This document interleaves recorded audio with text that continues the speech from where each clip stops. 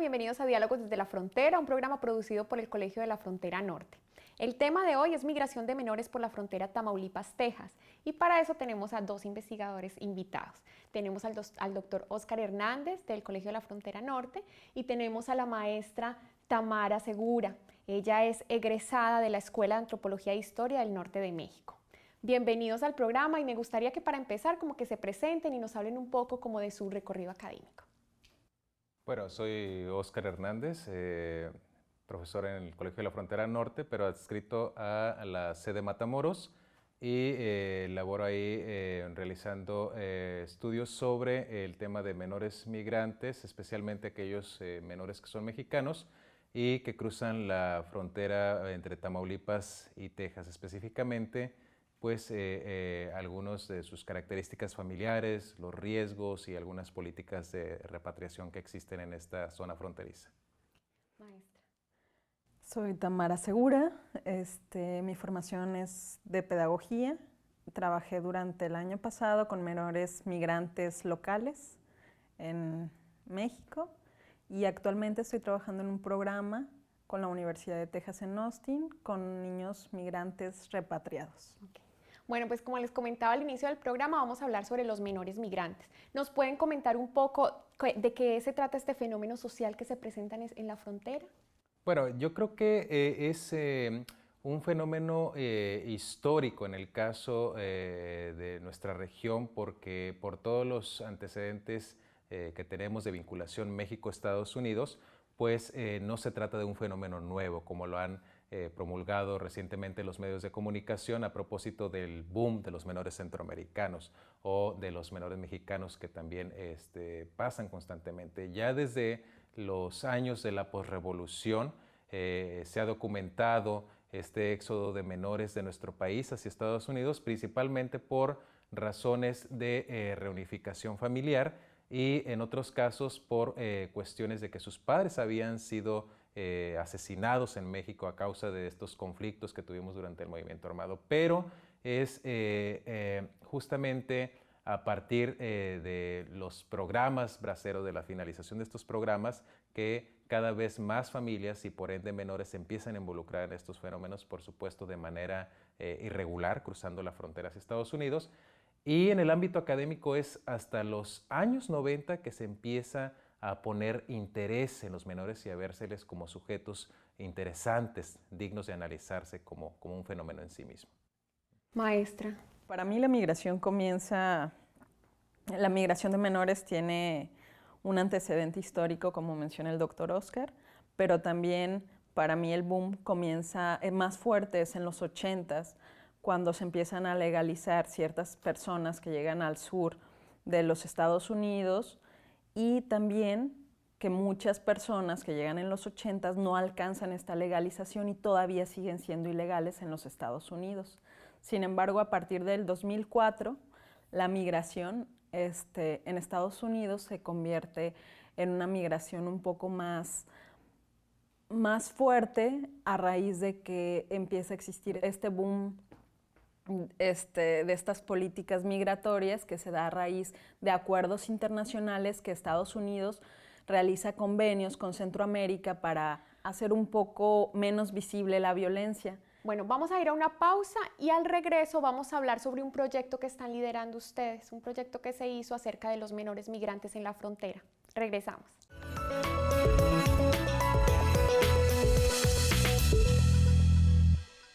Regresamos a Diálogos desde la Frontera. Recuerden que estamos hablando del tema de migrantes menores. Vamos a hablar ahorita sobre el proyecto que están liderando, ¿no? Este proyecto de políticas migratorias y derechos humanos en menores migrantes. Entonces, maestra Segura, por favor, cuéntenos un poquito de qué se trata.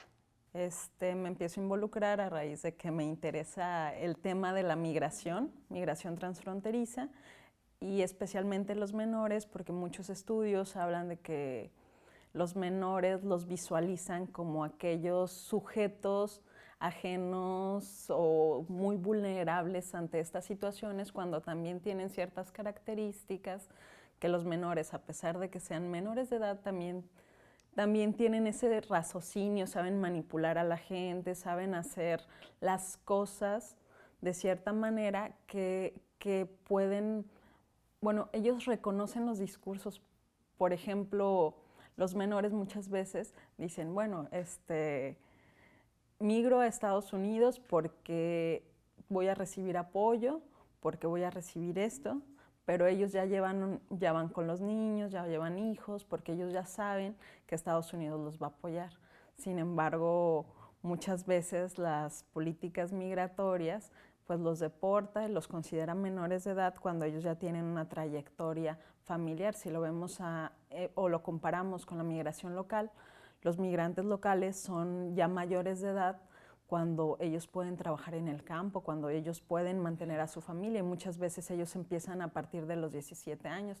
Entonces, muchos de estos menores que llaman estos menores centroamericanos en este caso, que llegan a los albergues en México, ya tienen 17 años, ya viven solos, ya tienen otra vida, otra forma de ver las cosas, y ya no es como en esa transición de menores de edad, sino que están como que en esa etapa menores adultos, donde ya están trascendiendo como esa temporalidad, pero legalmente se siguen considerando menores de edad porque viene dentro de este marco legal que maneja la ONU, que manejan varias comisiones de derechos humanos y tratan de proteger al menor en sí como ese pequeño vulnerable ante esta situación. ¿Y todos son de Tamaulipas o vienen de otras áreas de México?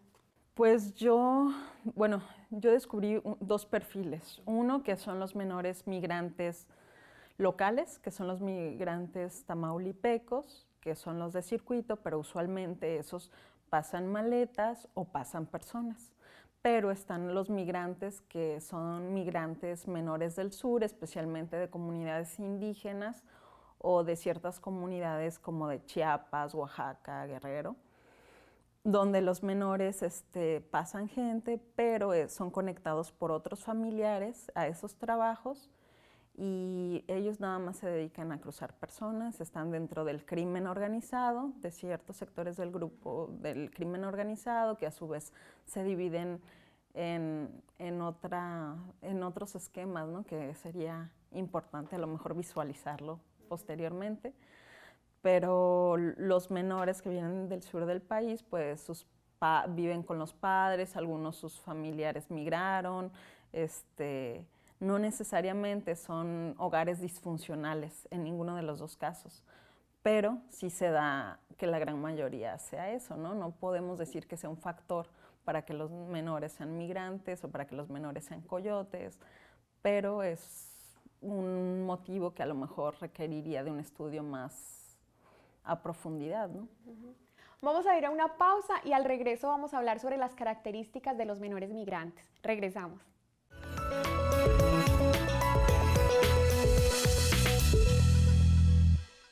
Regresamos a Diálogos desde la Frontera, estamos hablando sobre las características de los menores migrantes y también vamos a hablar ahora un poco de los riesgos, ¿no?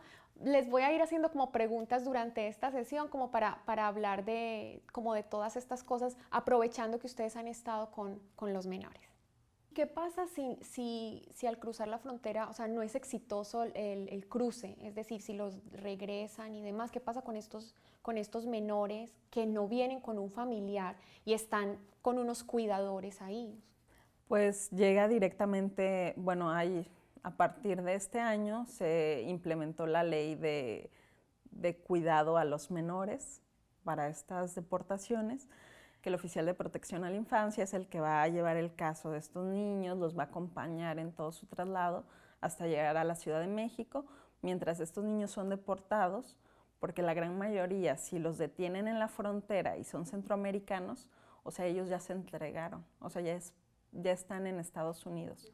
Pero si los detienen antes, que es en el caso de México, estos menores son llevados a albergues que son del DIF o casas de cuidado, que son como subrogadas del DIF, que ahí van a tener atención, alimentación, comida y todo lo que esté para su cuidado diario.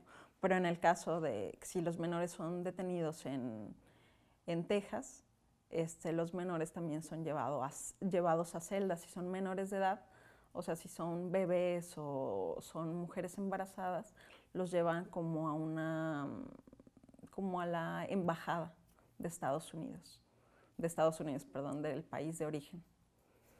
Cuando están en Estados Unidos, ¿lo regresan a su país de origen? No, solamente si los menores son mexicanos. Si son mexicanos. Porque si son centroamericanos, ellos ya piden el asilo.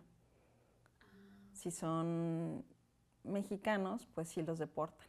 Ok, y bueno, y cuando son mexicanos que no alcanzan a cruzar, sino que se quedan ahí, ¿qué pasa con ellos? O sea, por ejemplo, los que llegan al DIF o a todos estos hogares de paso, ¿se quedan ahí hasta que alguien vaya a recogerlos o cómo proceden? Bueno, en el caso de los menores mexicanos tiene que ir un familiar o se traslada de DIF a DIF o de casa a hogar a casa a hogar, o ahí depende de los acuerdos que realice el DIF. Pero en el caso de los menores centroamericanos, pues es directamente el trato con la embajada, pero todo eso lo organiza el OPI, el oficial de migración. Ok, ahorita hablábamos un poco de los riesgos que corren estos menores. ¿Podemos profundizar un poquito más en esto? O sea, como qué otros riesgos están corriendo los menores al hacer estos viajes, porque hablamos que no son solo muchachos de 17 años, o sea, hay niños más pequeños, hay niños de brazos, que van con personas que son cuidadores, pero pues que realmente no tienen ningún lazo afectivo familiar con ellos. Entonces, ¿nos puedes como profundizar más en eso? Pues, bueno, en su gran mayoría los niños, los relatos que me hicieron, uno de los casos fue que el menor, bueno, un menor que iba con su primito, iban con una persona de la Mara Salvatrucha que los lleva, pero a esta persona lo detienen en México y lo meten a la cárcel, entonces a ellos también los metieron como a celdas. Yo creo que era una detención, pero no, bueno, no especifican bien. Pero en el caso de los riesgos de estas chicas, de estos niños más pequeños, pues sí se puede dar que exista una violación, que exista pues otro tipo de cosas, pero son los riesgos que los padres toman para que lleguen con ellos, porque ellos aseguran que van a llegar. Y si no llegan en el primer viaje, llegan en el segundo, llegan en el tercero. Porque el objetivo de los menores está cruzar al otro lado, no importando, pues muchas veces los riesgos que se lleven. Por ejemplo, otro de los casos fue una chica que en su segunda vuelta es cuando llega a Estados Unidos, pero en ese lapso ella viajó en un tráiler en la parte de atrás, sin aire, sin aire relativamente, o sea que entraba muy poco.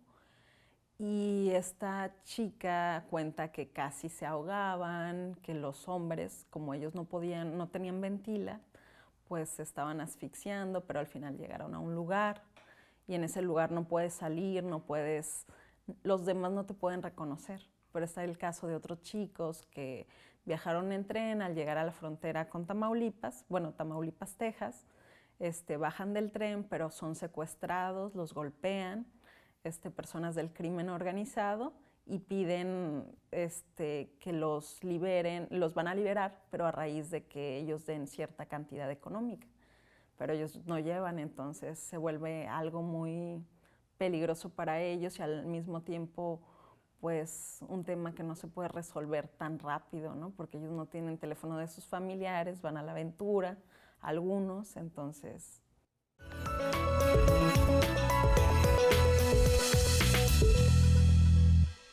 Doctor Hernández, ¿cuáles son los riesgos que corren los menores migrantes al cruzar esta frontera Tamaulipas, Texas?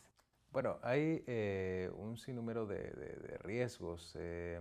Uno de los más enunciados en la literatura sobre los migrantes en general por esta zona fronteriza es el riesgo de morir ahogado, por ejemplo, ¿no?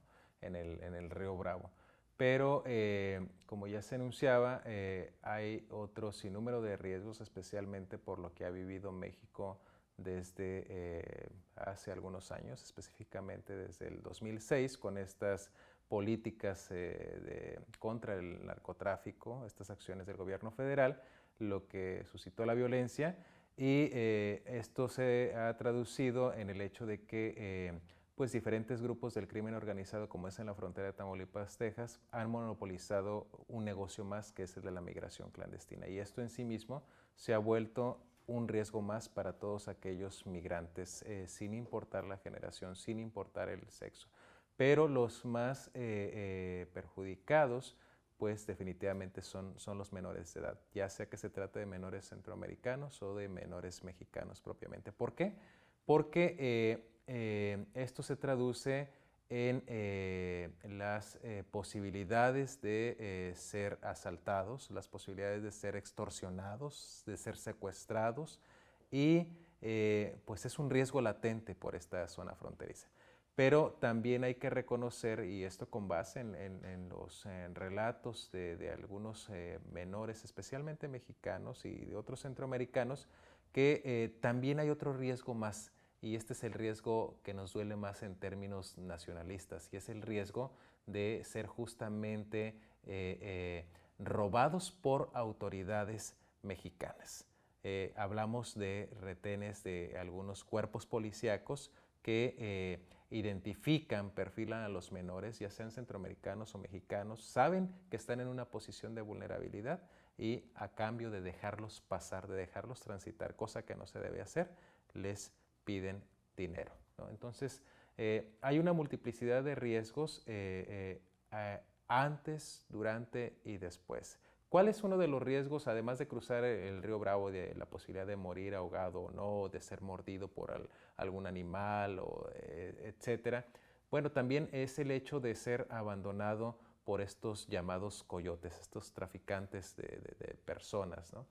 Ser abandonados en lugares que en la mayoría de los casos los menores migrantes no conocen y son dejados a la deriva.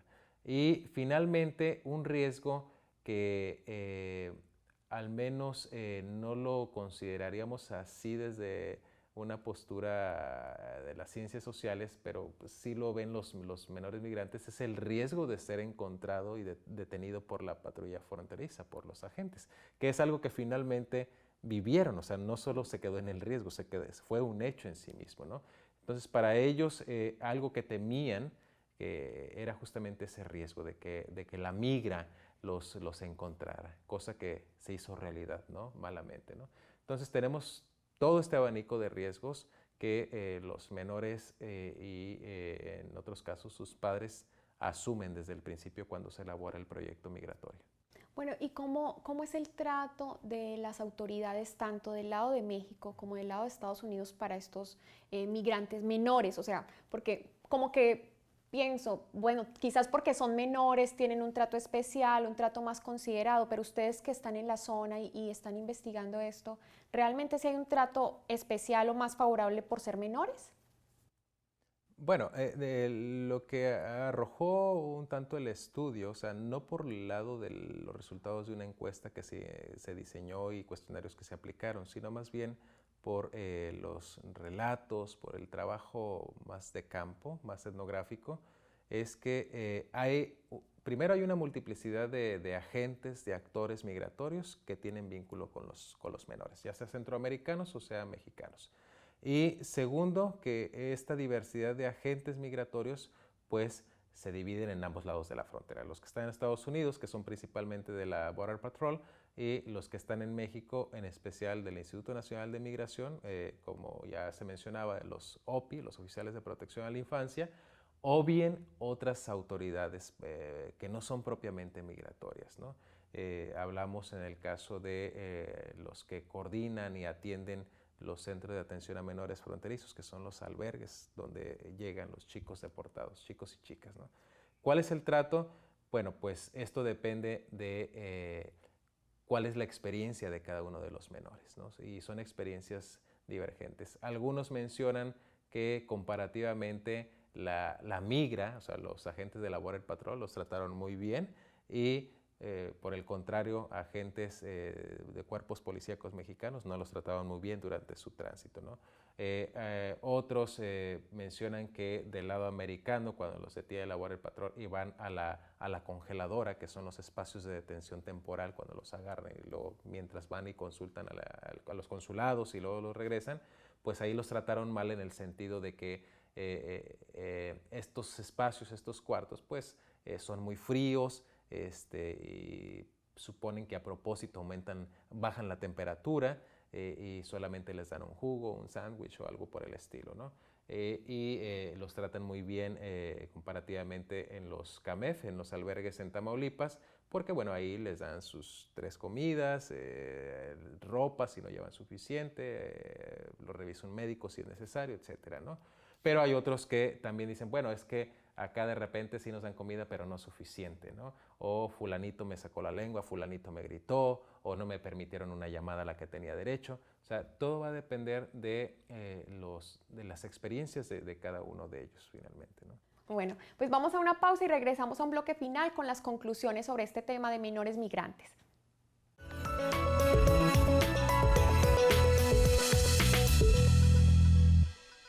Regresamos a Diálogos desde la Frontera. Este es el bloque final y entonces vamos a hablar como a manera de conclusión, maestra, que nos dé así como una radiografía, ¿no? De un poco de cuál fue su trabajo de campo y de todas estas personas, estos niños, estos menores que se encontró en el camino.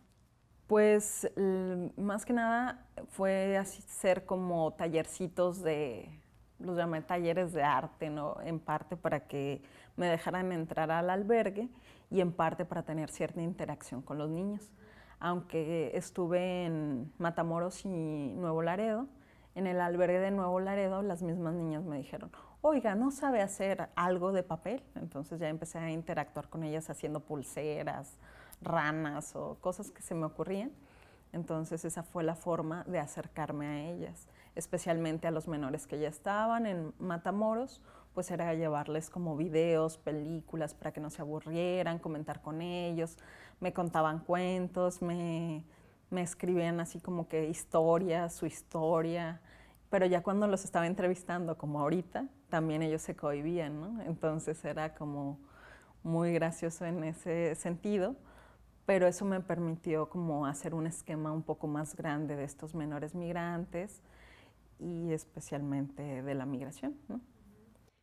¿Tienes así como un caso que llegue a tu mente, como que nos pueda servir así de conclusión para este programa? O sea, que tú digas alguno de los entrevistados o de los menores con los que interactuaste que te pueda, que nos pueda permitir darle una conclusión a este programa. Bueno, por ejemplo, yo lo dividiría en perfiles, ¿no? Porque están los menores que migran, que son los menores mexicanos, que migran por ciertas necesidades económicas, porque tienen hijos, entonces eso los obliga a migrar porque quieren una mejor calidad de vida y porque tienen familiares en Estados Unidos. Fue el caso de un menor que migró, que estuvo un mes en el DIF porque sus padres eran mayores y no podían irlo a recoger. Él era de Guerrero. Este otro caso es de un chico que era, le llaman Coyotito, que me relata toda su vida, cómo se realiza me dio cierta noción de este organigrama este organigrama del crimen organizado, que me permitió verlo más allá y digo, bueno, es que esto es lo que me están planteando ciertos investigadores, digo, bueno, no entra aquí, no sé cómo lo sacaron, de dónde lo sacaron, entonces me hace tener ciertas dudas de algunas investigaciones, ¿no? Y digo, bueno, falta el trabajo de campo y es lo que enriquecería mucho las investigaciones, pero también está el trabajo con las encuestas, las entrevistas que hice a menores centroamericanos, especialmente a 3 hermanitos que tenían entre 2 a 8 años. Ellos van a ver a su mamá a la Florida, ellos dicen a la Florida. La mamá acababa de tener un niño, pues los niños, la más pequeña tiene 2 años, y los niños hablan de cómo ellos viven con los abuelos, pero siempre los abuelos los tratan mal, los golpean, y ellos van porque ellos quieren ver a su mamá, ¿no? No se acuerdan de ella, y cuando hablan con la mamá hablan con mucha emoción, y conmigo interactúan durante este tiempo, tanto que siempre que llegaba con ellos me esperaban con una sonrisa, me hacían dibujos, me hacían ciertas como fiestas que las llamamos acá, ¿no? Pero eso me hizo como entender que la migración también es decisión de los menores, ¿no? Es esta agencia que los mismos niños tienen, ¿no? Y a pesar de que sean tan pequeños, ellos deciden ir a ver a sus papás, a pesar de que exista como esta influencia de los padres, ¿no? Que dicen, bueno, vente, ¿no? Pero también el crecer lejos del padre o que le esté hablando no es lo mismo que estar con ellos, ¿no? Pero esto no justifica a lo mejor ese trayecto y que los menores sean tan vulnerables a este recorrido, ¿no? Pero también está el caso de menores que son un poco más grandes, de 16, 17 años, también centroamericanos, que ellos deciden irse a Estados Unidos porque allá está la mamá o el papá y no lo han visto desde hace mucho tiempo. El caso de dos hermanitas, 15, 16 años, que iban con su mamá a Los Ángeles y ellas querían ir allá, pero en este trayecto ellas se inventan una historia. Que yo estaba trabajando con otra profesora investigadora de Texas que habla poco español, entonces ellas se agarraron de ahí y dijeron, es que a nosotros nos golpeaban. Entonces este investigador empieza a buscar datos para que ellas lo reporten a nivel internacional, estos problemas que ellos tenían, para que cuando llegaran ellas a El Salvador hubiera alguien que las recogiera. Y después a mí, en pláticas normales, me dijeron, no nos amenazaron en la secundaria porque nos peleamos. Entonces, pero ellas ya habían dimensionado con esta profesora las cosas porque era como su posibilidad de entrar a Estados Unidos o algo así lo veían ellas, más o menos. Doctor, a manera de conclusión del programa, ¿qué nos puede decir sobre este acercamiento que usted ha tenido con los menores? Bueno, yo pienso que el proyecto ha arrojado bastantes resultados, no solo cuantitativos, derivados de esta encuesta que relataba la maestra Segura, sino también una riqueza cualitativa de las experiencias de los menores, este lado humano, ¿no? Una de las conclusiones es que, a diferencia de gran parte de la literatura sobre el tema, pues lo que nos muestra esta investigación es que no debemos tener un romanticismo con todas las experiencias de los menores migrantes, como ya se mencionaba, ¿no? Porque hay una diversidad y entre esa diversidad están sí aquellos que emigran de forma irregular por razones económicas, por razones familiares, de estudio, etcétera, etcétera, o por la violencia incluso, pero también hay quienes lo toman como un rito de paso, como una experiencia para estimular la adrenalina. Son los menos, por supuesto, ¿no? O hay quienes lo hacen, y este es otro de los hallazgos de la investigación, lo hacen no porque necesiten dinero estrictamente hablando por razones familiares, sino porque están dentro de una economía ilegal propiamente al desempeñar actividades como estos llamados coyotitos y también traficar a migrantes, ¿no? O traficar otro tipo de cosas que son ilegales en México y en Estados Unidos, ¿no? O desempeñar labores de vigilancia. O sea, estos son los otros menores migrantes que han sido catalogados como los menores de circuito, los que residen en las ciudades fronterizas y constantemente están transitando, cruzando la frontera, ¿no? Pero son los otros menores de los cuales muy pocas veces se habla y de los cuales podemos ver la complejidad del fenómeno migratorio específicamente en una región fronteriza como es Tamaulipas con Texas. Bueno, pues les agradezco mucho su tiempo aquí en el programa. Gracias por mostrarnos ese rostro humano de todos estos menores, maestra. Gracias, doctor, por acompañarnos y darnos también como todo este contexto de la literatura y la teoría. Les agradecemos a ustedes pues por su presencia y nos vemos en un próximo programa.